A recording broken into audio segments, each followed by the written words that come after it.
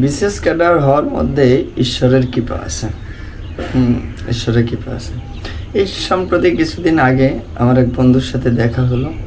সে বলল, দোস্ত রে, এবার বিশেষটা হয়েই গেল, কত না কষ্ট করছি। আচ্ছা, ভালো ব্যাপার, কষ্ট করছে, বিশেষ ক্যাডার হয়েছে, সবই ঠিক আছে।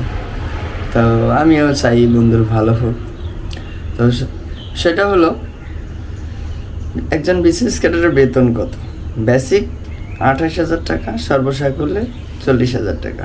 যদি ঢাকাতে থাকে তো বেতন দিয়ে বড় জোর ফ্যামিলি মেনটেন করাটা একটু টাফ।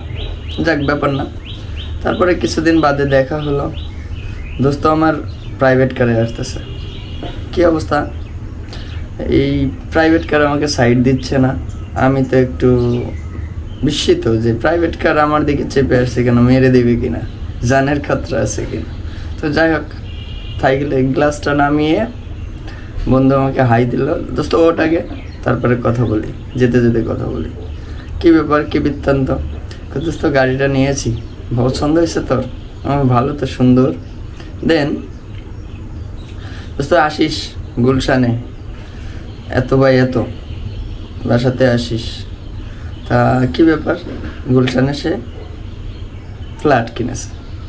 তারপরে আবার কিছুদিন বাদে দেখা, দোস্ত জমিটা রেখেছি ফরিদপুর শহরেই, তবে সামনের বছর বাড়ির কাজ ধরবো।